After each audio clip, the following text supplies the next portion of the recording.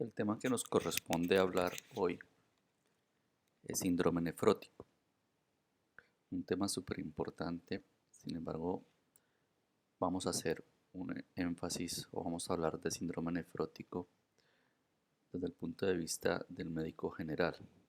Lo que quiero es que quede claro el enfoque que ustedes deben dar como médicos generales y no vamos a entrar a hablar de cada una de las enfermedades que produce proteinuria o síndrome nefrótico, sino el manejo general, cómo se diagnostica y cómo se maneja de forma general.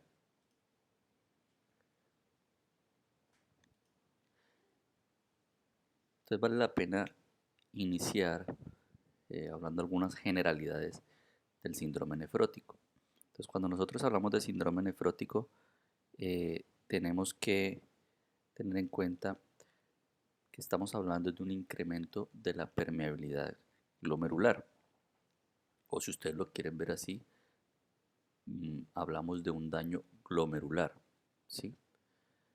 Que ese daño glomerular puede ser por una afectación primaria del glomérulo, es decir, que la enfermedad se origina en el glomérulo, o por una enfermedad secundaria, ¿sí? Es decir, una enfermedad sistémica que afecta el glomérulo de forma secundaria. Ya sea primaria o secundaria, eh, lo que vamos a tener finalmente es un daño glomerular que nos va a llevar a una pérdida masiva de proteínas por la orina, ¿sí? Y esta pérdida de proteínas, cuando es significativa y cuando es permanente en el tiempo, nos va a producir finalmente unas alteraciones sistémicas como la hipoalbuminemia, la dislipidemia y los edemas, que todos son secundarios pues a la pérdida de proteínas por la orina. Clásicamente se habla de síndrome nefrótico, o para hablar de síndrome nefrótico se debe tener en cuenta que el valor de proteínas en orina debe ser igual o mayor a 3.5 gramos en 24 horas por superficie corporal, esto en adultos. En niños hablamos de 40 miligramos por hora por metro cuadrado.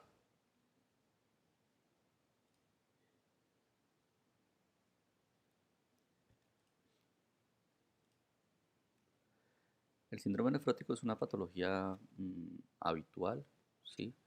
Sobre todo si tenemos en cuenta que la diabetes es la principal causa en el mundo de proteinuria. Y hablamos en general de una incidencia de 2 a 3 por 100.000, de 2 a 3 casos por 100.000 habitantes.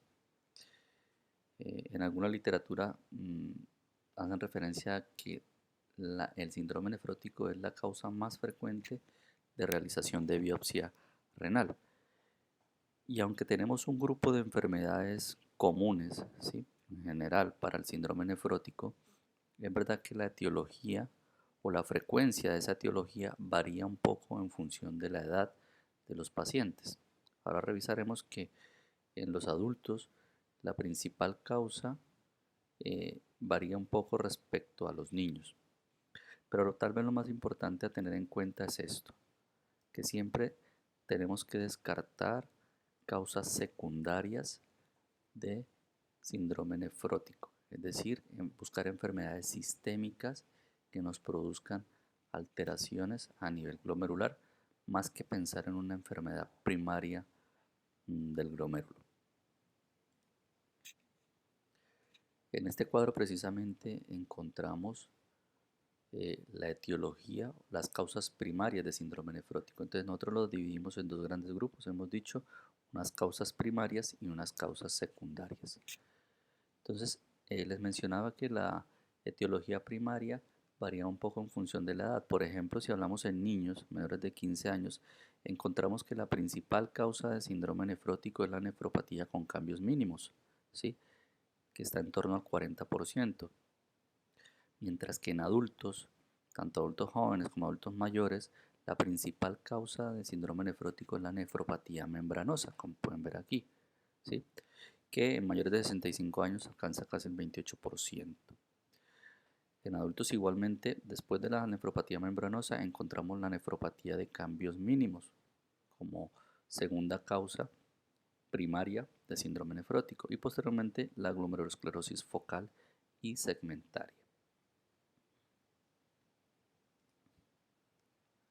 Pero esto tal vez para el enfoque de medicina general, esto tal vez es lo más importante, ¿no? Las causas secundarias, es decir, las enfermedades sistémicas que pueden producir síndrome nefrótico. Y entre esas enfermedades sistémicas tenemos como la más importante la diabetes mellitus. Probablemente ya hemos mencionado, es la causa más frecuente de proteinuria en el mundo, ¿sí? Y pues la prevalencia de diabetes en nuestro medio es bastante alta, entonces hay que tenerla siempre en mente. También encontramos enfermedades sistémicas autoinmunes como el lupus eritematoso sistémico, otras enfermedades neoplásicas o enfermedades de depósito como la amiloidosis, ¿sí? O enfermedades inmunológicas como las vasculitis, eh, la crioglobulinemia, ¿sí? Enfermedades granulomatosas, que en general pues por depósito de proteínas o de inmunocomplejos a nivel de el glomérulo nos van a producir esa alteración de la permeabilidad glomerular. En el grupo de las infecciones hay que tener en cuenta algunas cosas, por ejemplo, la glomerulonefritis post-estreptocóxica, que suele afectar sobre todo o ser frecuente en niños, generalmente presentan una faringoamigdalitis bacteriana y unas 2 semanas después desarrollan un síndrome nefrótico, ¿sí? También hay que tener en cuenta la sífilis, la endocarditis bacteriana y, de vital importancia, las hepatitis virales. Todo paciente con síndrome nefrótico con una etiología no clara se le debe realizar un antígeno de superficie para hepatitis B y anticuerpos para hepatitis C para descartar que esta no sea la causa de la proteinuria. De igual forma, si hay sospecha clínica o antecedente, pues solicitar la serología para VIH y para otras infecciones en función de los antecedentes epidemiológicos del paciente. Otro aspecto importante a tener en cuenta son los fármacos, ¿no? Los antiinflamatorios o los AINES, mejor dicho, eh, pues son de uso habitual en nuestro medio, bueno, en cualquier parte del mundo, y es una causa de nefropatía y una causa de síndrome nefrótico, por eso es importante tenerlo en cuenta en el momento de realizar una historia clínica. Las sales de oro, aunque hoy día no se utilizan mucho, pero pues cuando se utilizaban en la artritis reumatoide, era una causa frecuente de nefropatía. Y tenemos otras patologías como las neoplasias sólidas, eh, que están asociados con nefropatía membranosa, los linfomas, que también producen síndrome nefrótico y desde el punto de vista histológico producen lesión de cambios mínimos. Hay otras enfermedades más raras en las que no vamos a entrar a hablar ahora. Y pues dentro de la variedad de enfermedades que podemos tener como causa de síndrome nefrótico, por ejemplo está el SAOS, que es el síndrome de apnea y hipopnea del sueño, que ustedes ya recordarán, pues esto produce muchas alteraciones desde el punto de vista vascular y puede producir síndrome nefrótico.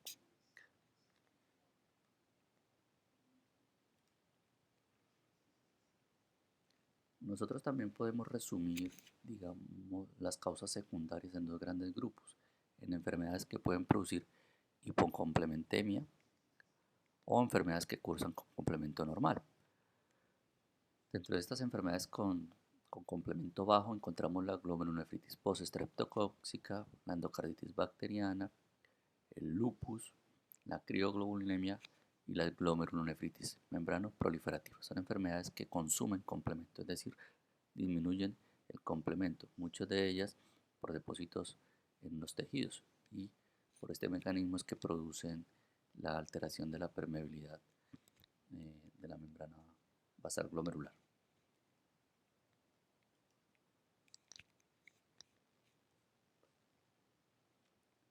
Para hablar de la fisiopatología, debemos tener en cuenta primero cómo está conformada la barrera de filtración glomerular, que básicamente la conforman el endotelio, ¿sí?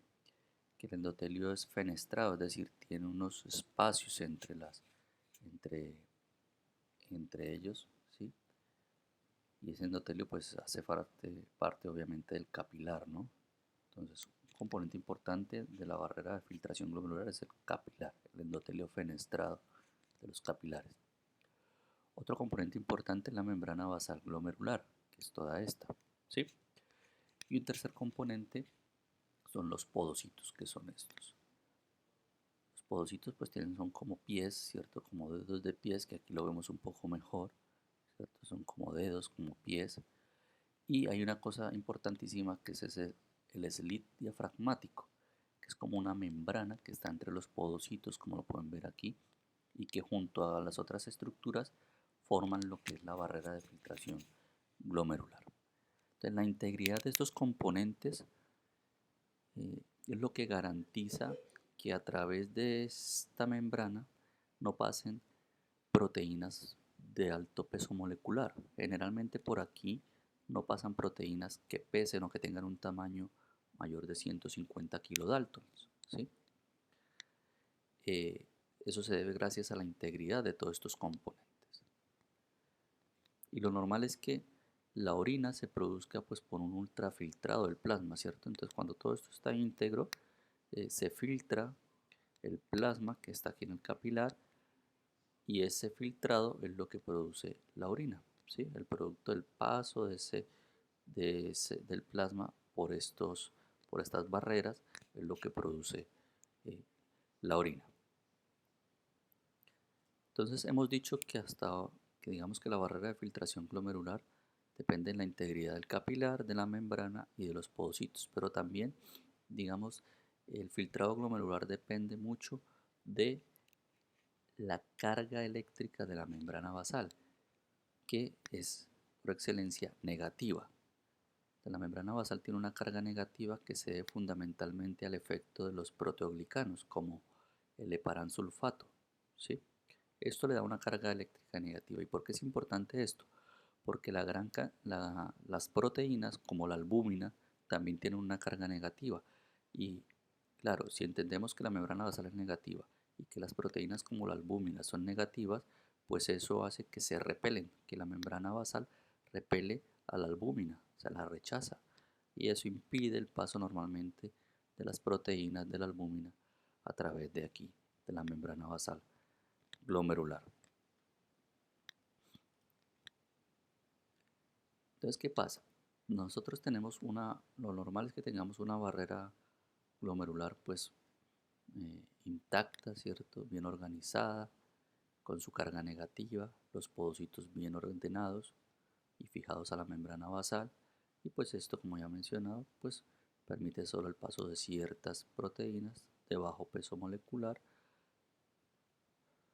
pero que cuando nos enfrentamos a una patología, ya sea del glomérulo, ¿sí? O ya es una enfermedad sistémica que produce una desintegración, una alteración a veces de los podocitos, o una fibrosis, o una alteración del espacio que hay entre las células endoteliales, o una alteración, un cambio en la carga eléctrica de la membrana, pues lo que nos permite o nos produce esto es un paso, una facilidad para el paso de proteínas desde el plasma hacia la orina. Y esto explica que encontremos en estos pacientes pues proteínas en la orina. Aquí hay un ejemplo de cómo se ve en el microscopio electrónico una glomerulonefritis de cambios mínimos. Como su nombre lo dice, las alteraciones son pequeñas, son mínimas, de ahí su nombre. Y básicamente lo que hay es una fusión de los podocitos. Estos son los podocitos, ¿cierto? Y se fusionan los podocitos y esto obviamente al fusionarse pues desintegra la membrana basal, ¿cierto? Y eso permite el paso de proteínas hacia la orina. Esta lesión de cambios mínimos eh, es muy similar a la que se observa en las lesiones secundarias a las nefropatías por AINES, por ejemplo, o a las nefropatías por linfomas. ¿Sí? Vuelvo, insisto, pues los cambios son pequeños, que básicamente consisten en la fusión de los podocitos. Aquí en estas imágenes histológicas lo que se observa son los cambios habituales en la glomerulosclerosis focal y segmentaria. En esta patología, en esta glomerulonefritis, lo que hay es un depósito de material hialino, ¿sí? que es focal o por segmentos, ¿sí? Por eso, por eso su nombre. Y lo que produce ese material hialino es que haya una adherencia desde el ovillo capilar a la cápsula de Bowman, ¿sí? Y eso pues desintegra y produce a su vez una fusión de los podocitos y todo eso pues es lo que genera la alteración de la membrana, de la permeabilidad capilar. Generalmente la glomerulonefritis o glomerulosclerosis focal y segmentaria, el origen de eso suele ser idiopático, no se conoce, pero también puede ser secundario a infecciones, por ejemplo, como VIH, al consumo de heroína, a la obesidad o también por mutaciones en la proteína estructural llamada podocina. Aquí encontramos también una imagen histológica de lo que ocurre, para mostrar lo que ocurre en la nefropatía membranosa. En la nefropatía membranosa lo que tenemos generalmente es anticuerpos dirigidos contra antígenos que están en el glomérulo, ¿sí? Hoy en día se sabe que hay una proteína podocitaria, o sea que están los podocitos, que es el receptor de la fosfolipasa 2. Esa funciona como antígeno, o sea, es la que atrae o activa los anticuerpos. Y existe un anticuerpo también dirigido contra una proteína que es el mismo receptor de la fosfolipasa 2, que es el PLA2R.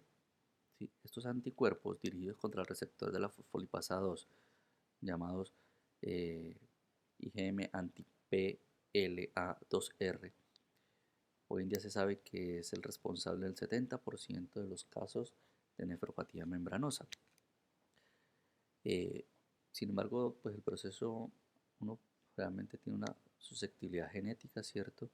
Y el proceso se desencadena, hay un evento gatillo, digamos, que puede ser una infección, por ejemplo el VIH, la sífilis o cualquier otra infección, y desencadena todos esos cambios inmunológicos. En la anatomía patológica finalmente lo que vemos es un engrosamiento de los capilares. Hay un gran engrosamiento de estos capilares, ¿sí? Y si uno aplica inmunofluorescencia, lo que se ven son depósitos de IgG y de complemento, que eso es todo azulito. Esto que está azul, el depósito de complemento y de IgG. Y finalmente aquí les quería mostrar los cambios histológicos en la nefropatía diabética. Aquí básicamente lo que tenemos es un engrosamiento de la pared capilar y de la membrana basal glomerular, ¿sí? Que con el tiempo, generalmente en pacientes diabéticos de larga evolución, que no han estado bien controlados, lo que tenemos con el tiempo es una ampliación de la matriz mesangial, ¿sí?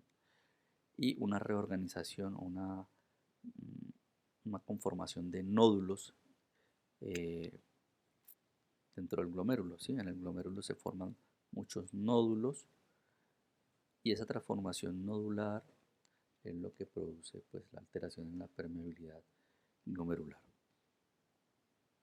Bueno, entonces resumiendo eh, la fisiopatología, aquí de forma un poco más gráfica, entonces nosotros tenemos normalmente un riñón, entonces estamos hablando que el riñón tiene alterada la permeabilidad glomerular, ¿cierto? Entonces deja perder muchas proteínas. Proteínas que son principalmente albúmina, inmunoglobulina G y complemento. ¿Qué pasa?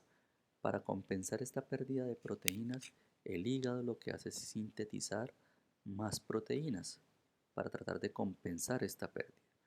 Pero ese incremento en la síntesis proteica no es selectivo. El hígado empieza a producir todo tipo de proteínas. Albúmina, inmunoglobulina M, inmunoglobulina E, la A, la G. También empieza a sintetizar lipoproteínas como la LDL, VLDL, y esto explica que estos pacientes eso es lo que explica que los pacientes tengan unos niveles elevados de colesterol LDL, ¿sí? También sintetiza fibrinógeno, complemento, es decir, la síntesis proteica no es selectiva, empieza a sintetizar de todo. Pero aunque empieza a sintetizar de todo el hígado, no todo eso pasa por el riñón. Entonces, de todo eso que produce, pues por hoy insisto, se pierde sobre todo albúmina, inmunoglobulina G y complemento. Por eso es que estos pacientes con síndrome nefrótico suelen tener hipogamaglobulinemia, es decir, una deficiencia de inmunoglobulina G y además de complemento. Y eso es lo que explica que estos pacientes tengan más riesgo de infecciones. Esto se convierte en un círculo vicioso, ¿no? El riñón pierde, el hígado produce más, pero llega un momento en el que el hígado se cansa, ¿cierto? Y disminuye la síntesis proteica, esto con las semanas o meses de evolución. Y entonces aquí es cuando aparece la hipoalbuminemia, cuando el hígado se cansa de producir o de sintetizar de forma exagerada las proteínas, aparece la hipoalbuminemia. Y esa hipoalbuminemia, cuando aparece esta hipoalbuminemia, es que aparecen digamos, los efectos sistémicos del síndrome nefrótico, porque la hipoalbuminemia entonces produce una disminución de la presión oncótica a nivel vascular o intravascular, y esa disminución de la presión oncótica es lo que produce la salida de líquido al intersticio y produce los edemas. Entonces ya aquí hemos explicado los principales síntomas del síndrome nefrótico, ¿no? Los edemas, que es por esa hipoalbuminemia, ¿cierto? La hipoalbuminemia, que es secundario ya a un agotamiento en la síntesis proteica por parte del hígado, y la hipercolesterolemia, que hemos dicho que se produce por la síntesis exagerada de lipoproteínas por parte del hígado.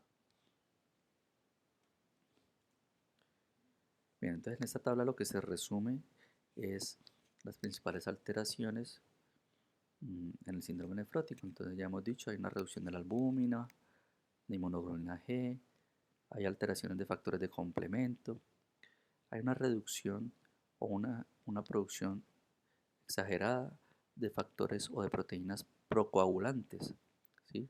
Como el factor 5, el factor 7 y el factor 8 de la coagulación. Y a su vez hay una disminución, hay una pérdida en la producción de factores antitrombóticos, como la antitrombina 3. Esto explica por qué estos pacientes tienen mayores eventos o mayor riesgo de eventos trombóticos, ¿sí? Por un desbalance en esto. Hay un exceso de producción de factores procoagulantes y una reducción en la antitrombina 3, que es lo que produce o incrementa el riesgo en estos pacientes. Bien, entonces,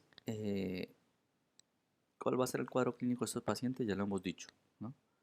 El síndrome nefrótico se caracteriza por una proteinuria mayor de 3.5 gramos en 24 horas, en un paciente que tiene edemas, generalmente de miembros inferiores, aunque en cara también, hipoalbuminemia y dislipidemia severa, es decir, LDL por encima de 200 generalmente.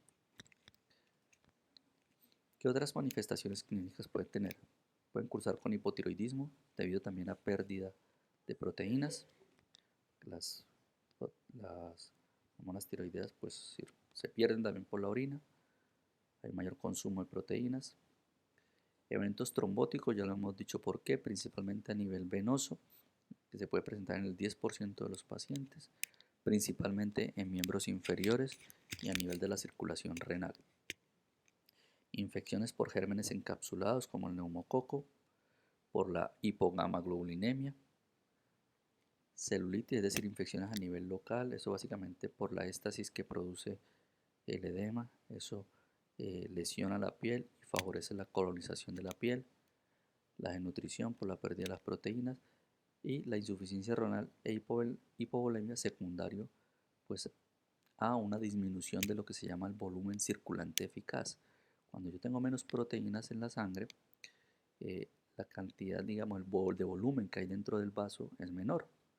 Y eso hace que haya una hipoperfusión renal y genera insuficiencia renal, es decir, elevación de la creatinina, ¿sí?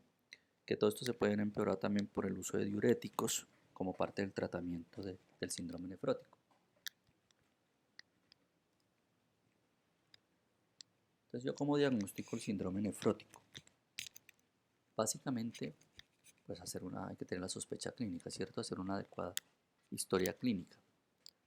Ver los antecedentes, saber si el paciente es diabético, si es un diabético de muchos años de evolución, o si tiene una enfermedad autoinmune, o una infección por el virus de la hepatitis B, de la hepatitis C, VIH. o fármacos nefrotóxicos y hacer un adecuado examen físico, buscando básicamente pues los edemas eh, y a las otras alteraciones que me permitan pensar en que este paciente esté cursando con eh, extravasación de líquido al intersticio. ¿Qué le voy a pedir yo a un paciente en el que yo sospecho un síndrome nefrótico?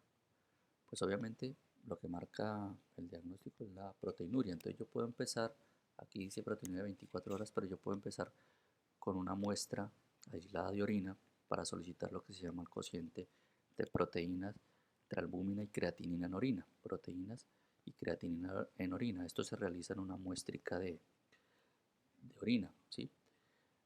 Este cociente o esta relación entre proteína y creatinina en orina es un buen predictor de la proteinuria real del paciente y podemos empezar por ahí. Si esto me sale muy elevado ya o en rango ya nefrótico, pues luego lo tengo que confirmar con una proteinuria de 24 horas.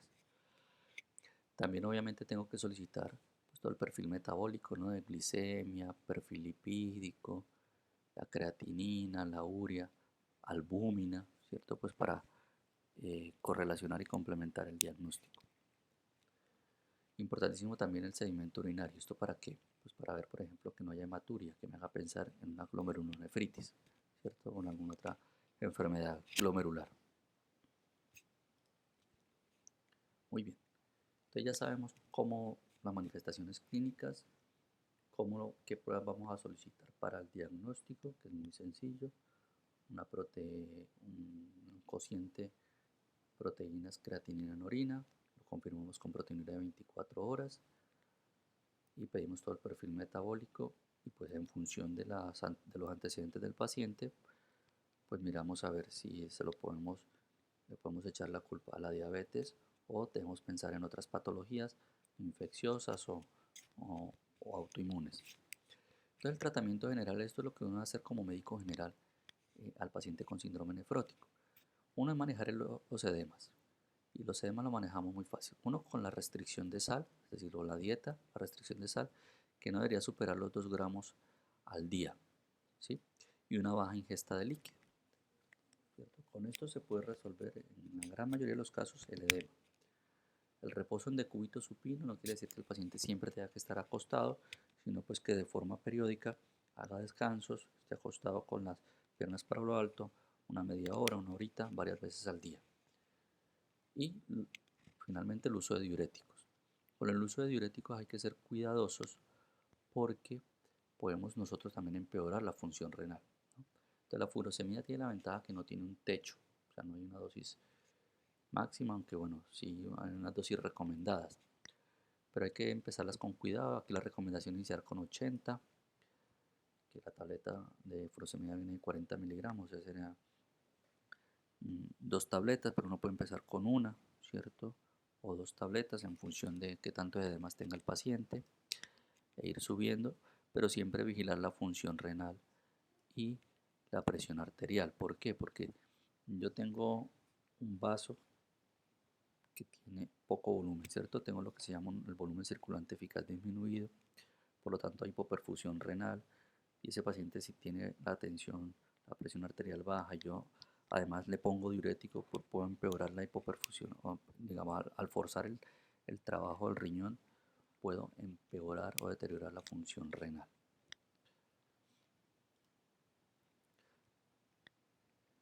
Otra, digamos, cosa que hay que corregir o vigilar es la hipoproteinemia, y aquí es importante aclarar una cosa.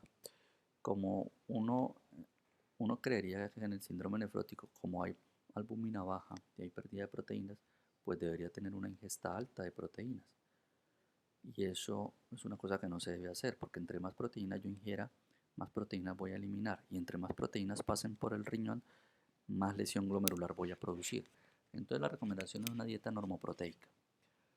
Una ingesta de más o menos 0,8 a 1 gramo por kilo día de proteínas.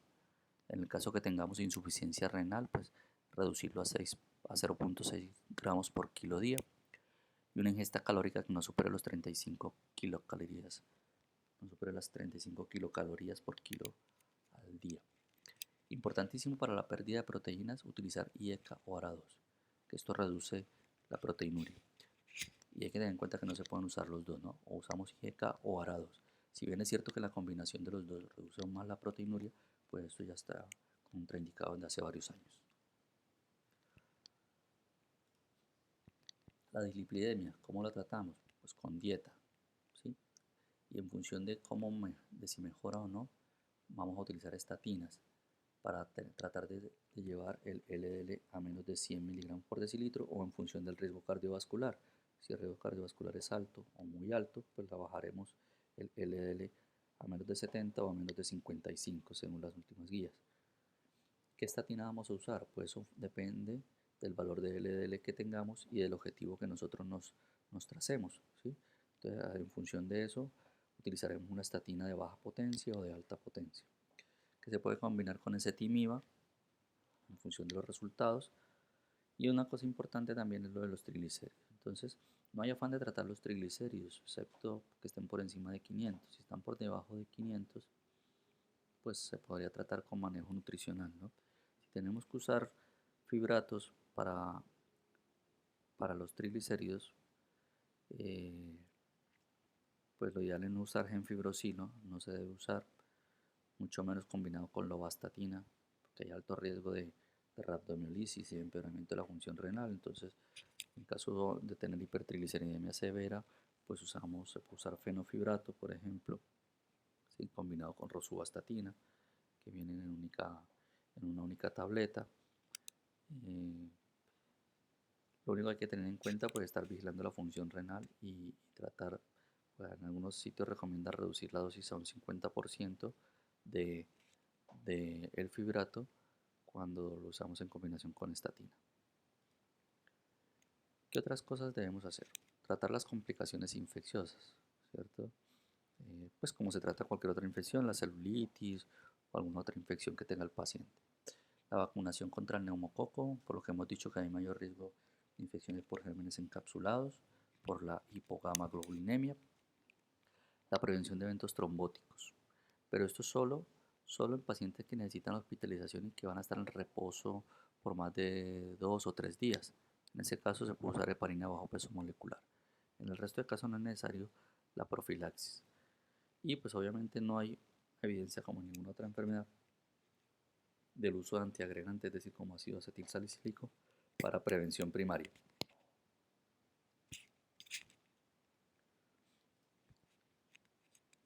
Y finalmente, pues que hay que hacer un tratamiento específico de la enfermedad que tenga el paciente. Entonces, ya esto es manejo más de especialista. Entonces, deberían hacer el primer enfoque, diagnosticarlo, dar las recomendaciones de dieta baja en sal, de poca ingesta de líquidos, de pronto el tratamiento con diuréticos, ¿sí? Y remitirlo a un especialista. El tratamiento va a depender de la enfermedad, puede ser con corticoides, con inmunosupresores. En el caso de la diabetes, pues habrá que ser más estricto en el manejo de la diabetes. En fin. Y aquí, ya en estas últimas 2 diapositivas, he mostrado un poquito para que ustedes sepan cómo se maneja pues específicamente la glomerulonefritis. Entonces, por ejemplo, la de cambios mínimos, el manejo es con corticoides, ¿cierto? Que la dosis recomendada es 1 miligramo por kilo día. Y lo que uno hace es poner ese esquema de 1 miligramo por kilo día, más o menos durante un mes, y luego haciendo una reducción gradual de la dosis. eh, y con esto en realidad, con este tratamiento con corticoides, más del 90% de los casos se resuelven la enfermedad de cambios mínimos, ¿sí? Algunos pacientes tienen resistencia a los corticoides, es decir, no responden, entonces hay que usar otros inmunosupresores, que lo miraremos, y hay otros que, aunque responden inicialmente, cuando intenta reducir la dosis de corticoides, pues vuelve a aparecer la proteinuria, es decir, presentan recaídas. En ese caso se utilizan otros inmunosupresores como micofenolato, ciclofosfamida o el rituximab. Mm, Esa era la de cambios mínimos. Ahora en la glomerulonephritis focal y segmentaria también el tratamiento es con corticoides, ¿sí? Un 60% de los pacientes alcanzan la remisión con las dosis similares a las de enfermedad de cambios mínimos. Y pues aquí en estos casos uno mantiene los corticoides por más tiempo para disminuir el riesgo de remisión. En esos pacientes que no responden a corticoides, se pueden usar otros fármacos como tacrolimus o ciclosporina.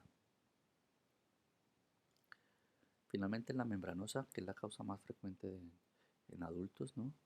La glomerulonephritis, o la causa primaria más frecuente en adultos.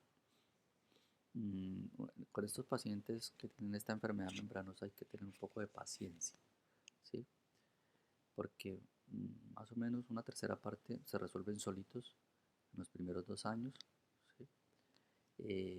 Los otros responden bastante bien a los corticoides y a otros inmunosupresores como la ciclofosfamida, ¿sí? En estos pacientes, en este 35% de pacientes que resuelven solos, resuelven pues con las medidas generales que hemos hablado y además con el uso de IECA o ARA2.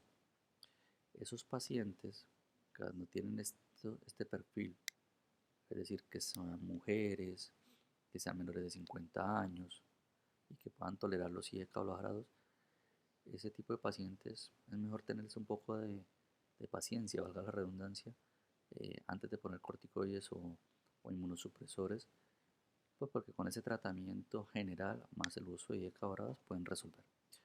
Los que no resuelven, pues se le puede poner corticoides o ciclofosfamida, he dicho. Y hay otras opciones como el tacrolimus o la ciclosporina, perdón, para esos pacientes los que no funcionó los primeros esquemas de tratamiento. Y bueno, esto es a grandes rasgos la revisión sobre síndrome nefrótico. Lo que más interesa, aparte de que ustedes sepan la fisiopatología, es obviamente en qué sospecharlo, qué debo pedirle a esos pacientes para confirmarlo y las medidas generales de tratamiento antes de remitirlo al especialista. Bueno, esto es todo, muchachos, muchas gracias.